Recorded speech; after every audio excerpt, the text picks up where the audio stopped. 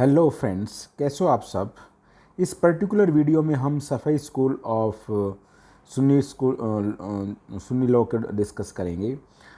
As already we have discuss the two schools, Hanafi schools and Maliki schools in previous lectures. So in these schools we are discussing the third school, Safi schools. Before discussions, you will take all your notebooks and write down my notes. So friends, as far as the Safi school is concerned, Imam Safi full name was Abu Abd Allah Muhammad bin Idris S. Asafi tha. He was the founder of Safi School of Islamic Jurisprudence. He was born in 150 AH in Gaza, फ़लस्तीन में जो है वो पैदा हुए. He was brought up in very humble circumstances by his mother in sacred city of Makkah after the death of his father. देखो, उनकी पिताजी की डेथ, बहन सफ़ी साहब इमाम सफ़ी 2 इयर्स के थे तो उनके पिता की डेथ हो गई और उनकी माँ ने उनका जो है पाला और इन सेक्रेड सिटी ऑफ मक्का में उनका पालन पोषण हुआ. देखो फ्रेंड्स, जहाँ तक उनकी स्टडी की और क्वालिफ़िकेशन की बात है, he study hadith and fiqh with Muslim Khalid Zinji and Sufiya bin Ena से उन्होंने जो हदीथ और फ़िक़्ह की स्टडी करी. हदीथ और फ़िक़्ह को उन्होंने जो खालिद जिंदजी और सूफिया बिन एना, इनको थोड़ा सा आप इनके नामों को ध्यान रखना. When he was 20 years, he went to Medina to Malik bin Anas, studied fiqh under him and remained there till his master's death in 179 after Hijrah, that is 796 AD. देखो, as far as qualifications and study of the Imam Safi is concerned, then he studied hadith and fiqh. हदीद और फ़िक़्ह को उन्होंने खालिद जिंदजी सूफिया से उन्होंने जो है सूफिया bin Ena से करा. जब वो 20 साल के तो थे तो वो मदीना में चले गए. वहाँ उन्होंने मलिक बिन अनास जो थे मलिकी स्कूल के फाउंडर्स, उनसे उन्होंने फ़िक़्ह की जो है स्टडी करी. उन्होंने वहाँ वो जब तक जो है जो मलिकी साहब की डेथ तक वो जो वहाँ पर उनके साथ रहे. He developed a school of jurisprudence influenced both Hanafi and Maliki और क्योंकि उन्होंने हनाफी और मलिकी दोनों से ही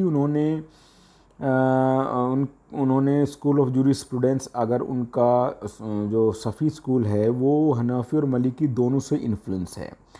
उन्होंने उन्होंने फ़िक़्ह पर काफ़ी जो है बुक लिखी और इनका जो कलेक्शन है बुक का, और उनको मदहब एक कदीम ऑफ इमाम सफ़ी के नाम से जाना जाता है. ये थोड़ा सा आप जो है इसको ध्यान रखना. He died in Egypt on 204 AD में उनकी इजिप्ट में डेथ हो गई. ठीक है फ्रेंड्स. तो friends, as far as the legal doctrine of Shafi school and is silent feature is concern, then Imam Safi is regarded as one of the greatest jurists in the history of Islamic jurisprudence. में उन बहुत ही great jurist के नाम से जो है प्रसिद्ध रहे हैं. देखो फ्रेंड्स, जहाँ तक इमाम सफ़ी की बात है तो वो एक प्रकार के इंटरमीडिएट रहे हैं जो अबू हनीफ़ा में और मलिकी स्कूल के. उन्होंने एक बीच का जो है पाथ जो है फॉलो किया है. Safi was also pupil of Imam Muhammad, who was the disciple of Abu Hanifa and inherited the knowledge of tradition from his master Imam Malik. देखो, as we already discussed that Safi has taken the knowledge of hadith from his master Imam Malik से उन्होंने हदीस की शिक्षा प्राप्त करी, study करी. और जहाँ तक इमाम मोहम्मद थे से भी वो जो है वो भी उनके जो है शिष्य रहे हैं. और उन्होंने जो कि इमाम मोहम्मद वो थे जिन्होंने अबू हनीफ़ा के जो शिष्य थे उनसे भी जो है सफ़ी साहब ने स्टडी करी है, उनसे भी लर्न किया है.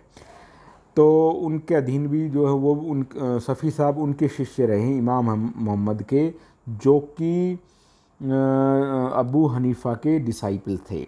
As a result of which this school was influenced by Hanafi school as well as Maliki school, दोनों से इन्फ्लुएंस जो है सफ़ी स्कूल रहा है। जहाँ तक इमाम सफ़ी का कुरान के बारे में व्यू था फ्रेंड्स, वो जो बेस था होली कुरान को, जो इमाम सफ़ी बेस्ड ही डॉक्ट्राइन होली कुरान पर ही वो बेस करते। वो उन्होंने कहा था कि जो कुरान जो है बेसिस ऑफ लीगल नॉलेज है, सब बेस तो कुरान से ही है। He further stated that Quranic communication can be repealed by another communication. देखो कुरान में कोई कम्युनिकेशन है, वर्सेस है अल्लाह की, वो अल्लाह के वो रिपील जो है वो एब्रोगेट केवल अल्लाह की दूसरे रिविलेशन से ही हो सकती है, और कोई उसको रिवील नहीं कर सकता। Quran serve double purpose of supplying raw material for legislations as basic source of law and inspiring ideal for the scholar who want to shape its system of law in harmony with Quran। देखो कुरान जो है उनके अनुसार दो purpose solve करती है। एक तो ये एक रॉ मटेरियल देती है लेजिस्लेशन को, कानून बनाने के लिए एक रॉ मटेरियल देती है। दूसरा जो भी जूरिस्ट है, उलेमा हैं, जो भी स्कॉलर्स है, उनको सिस्टम ऑफ लॉ जो है को डेवलप करने के लिए वो कुरान जो है उसको हेल्प करती है। वो सभी जो भी क्योंकि ये बेसिक सोर्स है, जितने भी उलेमाओं की जो फतवा है, जो भी चीज़ है, वो ये कहते हैं कि वो कुरान से बाहर नहीं जा सकती, उसकी वर्सेस के अनुसार ही, उससे हारमोनी के अनुसार ही जो है वो सारी चीज़ें होनी चाहिए। देखो फ्रेंड, जहाँ तक इमाम सफ़ी का जो व्यू है सुन्ना पर हदीस के बारे में, वो इमाम सफ़ी जो had given the preference on the profit सुन्ना नेक्स्ट टू कुरान। इमाम सफ़ी ने जो प्रॉफिट्स की जो सुन्ना थे उनको प्रीफरेंस दी कुरान के बाद। But he adopted middle course of following between the Imam Abu Hanifa, who has given less preference to Sunnah or Hadith as compared to Imam Malik, who has given more on tradition, usage and practice of Medina। देखो जहाँ तक इमाम सफ़ी की बात है तो उन्होंने इमाम मलिक और अबू हनीफ़ा के बीच में एक के जो स्कूल के में एक मिडिल पाथ को जो है उन्होंने अपनाया। उन्होंने जैसे कि अबू हनीफ़ा ने जो सुन्ना और ट्रेडिशन को बहुत कम अपनाया था, बहुत ज़्यादा प्रेफरेंस नहीं दी उन्होंने, और जब भी वो सुन्ना और हदीस को अप्लाई करते थे उसके स्ट्रिक्ट रूल अप्लाई करते थे। जबकि मलिक साहब थे, उन्होंने पैगंबर मोहम्मद साहब की जो यूसेज थी और या उसके कंपेनियन की थी या मदनीज़ की जो सुन्ना और हदीस थी और या उसके यूसेज वगैरह थी, उनको काफ़ी ज़्यादा प्रेफरेंस दी थी। लेकिन इमाम सफ़ी ने उन दोनों के भी, उन्होंने ना तो ज़्यादा जो है ट्रेडिशन को प्रेफरेंस दिया और ना ज़्यादा उन्होंने ना ही उन्होंने कम जो है प्रेफरेंस दिया। उन्होंने एक मिडिल पाथ जो है अपनाया। As regard the repeal of tradition of prophet by the Quran and vice versa, Safi held that verse of Quran can be repealed only by another verse of Holy Quran and not by Sunnah, which only supplementary of Holy Quran। देखो जहाँ तक prophet साहब द्वारा जो traditions दी गई, जो हदीस दी गई, उनको रिपील करने की बात थी कुरान के द्वारा या कुरान की कोई वर्सेस को ट्रेडिशन के द्वारा रिपील करने की बात थी, तो सफ़ी साहब का ये कहना था कि कुरान की जो वर्सेस है, आयतें हैं, उनको दूसरी जो आयतों द्वारा ही रिपील किया जा सकता है, सुन्ना द्वारा उनको रिपील नहीं किया जा सकता। और यही बात सुन्नत पे है। कोई भी ट्रेडिशन है, कोई भी सुन्ना है, हदीस है, तो उनको जो कुरान के वर्सेस द्वारा उनको रिपील नहीं किया जा सकता, बल्कि एक सुन्ना द्वारा या एक सुन्ना को दूसरी सुन्ना द्वारा ही रिपील किया जा सकता है। जहाँ तक इमाम सफ़ीज़ व्यूज़ ऑन इज़्मा है, तो इमाम सफ़ीज़ was strong supporter of doctrine of Ijma। According to Safis, Ijma does not mean mean merely agreement of few scholar of certain town etcetera. देखो जहाँ तक इमाम शफ़ी के इजमा के बारे में व्यू है, तो वो जो है इमाम शफ़ी इजमा के स्ट्रॉन्ग सपोर्टर थे।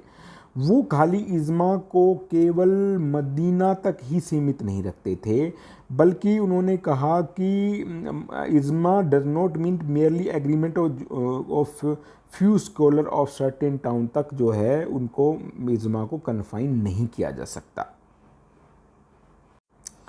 देखो, but the conscience of majority of leading jurist in Muslim lands.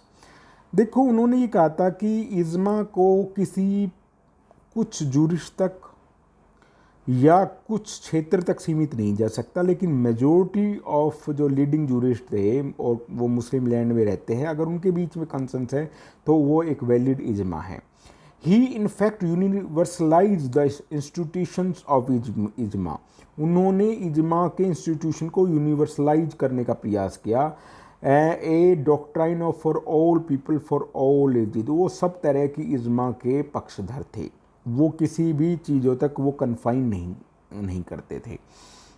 Thus he allowed greater scope of ISMA by going liberal and workable interpretations on well-known dictation of Prophet. My community will never agree on an error.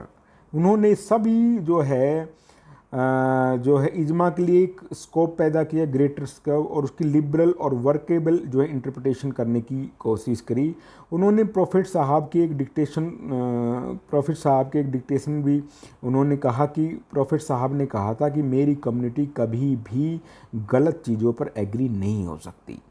Moreover, Safi has accepted the authority of इजमा not only in religion के matter में ही उन्होंने इजमा को accept नहीं किया, बल्कि temporal matter जो सांसारिक matter थे, जैसे कि ऑर्गेनाइजेशन ऑफ आर्मी है, प्रिपरेशन फॉर वॉर है, and other question of administration of justice है और एडमिनिस्ट्रेशन ऑफ स्टेट है, उन पर भी उन्होंने इजमा को टेम्पोरल नेचर्स के मामले थे, उनमें भी उनकी इजमा को जो है मानना है। तो जहाँ तक इमाम शफ़ी के कियास के बारे में व्यू है, Imam Shafi was the first jurist who laid down regular rule for qiyas और एनालॉजिकल डिडक्शंस। देखो जहाँ तक ये कि इमाम शफ़ी के जो कियास के बारे में, वो पहले जो जूरिस्ट थे जिन्होंने जो कियास के लिए रेगुलर रूल्स बनाने जो है स्टार्ट किए, और वो रेगुलर रूल और जो रूल फॉर कियास और एनालॉजिकल डिटेक्शन के लिए भी कहा है। तो उन्होंने जो है कियास को जो है उन्होंने वैलिडिटी जो है कियास की वैलिडिटी को माना है, और रेगुलर रूल्स के बारे में उन्होंने ले डाउन किए हैं कियास के बारे में। देखो फ्रेंड्स, एक इमाम शफ़ी ने ये कहा है कि मान लीजिए किसी मैटर के बारे में पहले से ही कोई सेवरल प्रेसिडेंट है, सेवरल कियास है, तो वहाँ जो है qiyas must be applied to precedent. उन्हीं प्रेसिडेंट जो पूर्व में निर्णय दिए गए उन पर ही, उन पे मामलों में अप्लाई करने चाहिए जो उनसे मिलते जुलते और जो सबसे ज़्यादा अप्रोप्रिएट है या सूटेबल है। उनके अनुसार who is competent to apply और यूज ऑफ कियास। इमाम शफ़ी कहते हैं कि कोई भी व्यक्ति कियास के लिए जब तक कम्पिटेंट नहीं है जब तक को उसको होली कुरान, सुन्ना और हदीस और इजमा की नॉलेज ना हो। यहाँ एक चीज़ हमें नोट करनी चाहिए कि Imam Shafi was influenced both by Maliki as well as Hanafi school who learn more qiyas. जैसे हनाफी स्कूल में कियास को बहुत ज़्यादा जो अबू हनीफ़ा ने प्रेफरेंस दिया है। इमाम शफ़ी दो मेंटेन बैलेंस। इमाम शफ़ी ने इन दोनों के बीच में बैलेंस बनाने की कोशिश करी है, यानी कि अबू हनीफ़ा ने तो कियास के बारे में उन्होंने बहुत प्रेफरेंस दिया, लेकिन मलिकी साहब ने उन कियास को ज़्यादा प्रेफरेंस नहीं दिया, उन्होंने ट्रेडिशन को प्रेफरेंस दिया था। इमाम शफ़ी ने दोनों के बीच में बैलेंस बनाने की कोशिश की, लेकिन but he would qiyas invariably to such cases also which according to Hanifa school do not fall within the purview of qiyas. लेकिन उन्होंने हनीफी इन्होंने इमाम सफ़ी ने उन मामलों में भी क़यास जो है को लागू किया है जहाँ पर हनीफी स्कूल ये मानते थे कि उन केसेस में क़यास नहीं लग सकती। तो इसके अलावा फ्रेंड्स, अगर हम इमाम सफ़ी के अगर जूरिस्टिक इक्विटी के बारे में व्यू देखें तो friends, as we know that juristic equity means law of preference or suitableness of an act or juristic equity which had been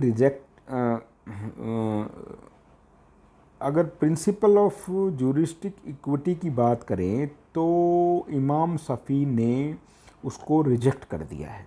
यहाँ पर अबू हनीफ़ा और इनमें डिफरेंस है। अबू हनीफ़ा या हनीफ़ी स्कूल ने तो माना है जूरिस्टिक इक्विटी को, लेकिन इमाम सफ़ी ने जो जूरिस्टिक इक्विटी को प्रिंसिपल और या डॉक्ट्राइन ऑफ लॉ जो है नहीं मानना है। उनका मानना ये था इट परमिटेड वर्चुअली अनलिमिटेड। उनका ये मानना था कि यदि हम जूरिस्टिक इक्विटी के बेस पर चीज़ें दे देंगे तो जो भी जूरिस्टिक है वो अपनी जो डिस्क्रिशन का वो गलत जो है फ़ायदा उठाएंगे और जो बेसिक प्रिंसिपल को भी वो जो है अपनी डिस्क्रिशन का इस्तेमाल करते हैं उनको जो है बेसिक प्रिंसिपल को भी रिजेक्ट कर देंगे।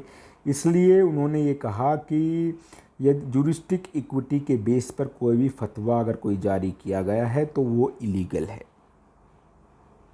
यदि इस इमाम सफ़ी के व्यू इस्तिदलाल के बारे में माने तो इमाम सफ़ी ने जूरिस्टिक इक्विटी को तो के कॉन्सेप्ट को तो पूरी तरह से रिजेक्ट कर दिया है, लेकिन उन्होंने इस्तिदला को सोर्स ऑफ जो के रूप में एक्सेप्टेंस दी है। In Shafi use istidlal is the name of distinct method of juristic logic. उसमें उन्होंने कहा है कि इस्तिदलाल जो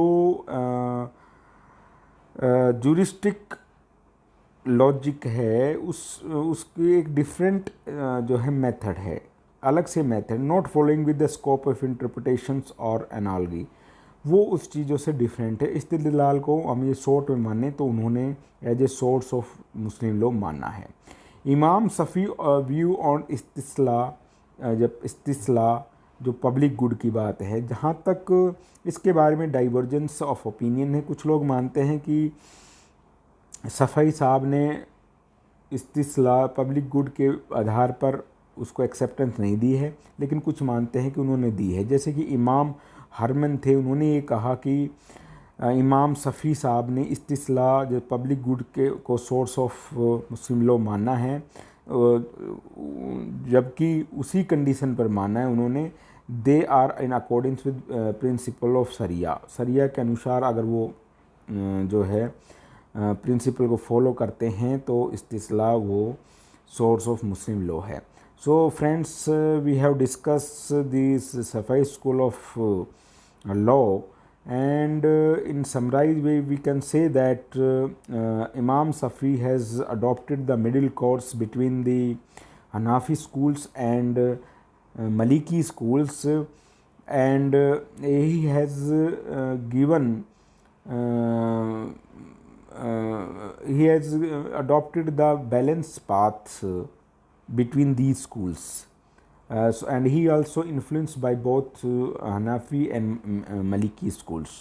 So I hope that you enjoy my lectures. If you enjoy, please like and subscribe and share my channels and press the bell icon so that you will get notification time to time. If you have any query, so please ask on the and mention in the comment box so that I will try my best to give the answers. Thank you.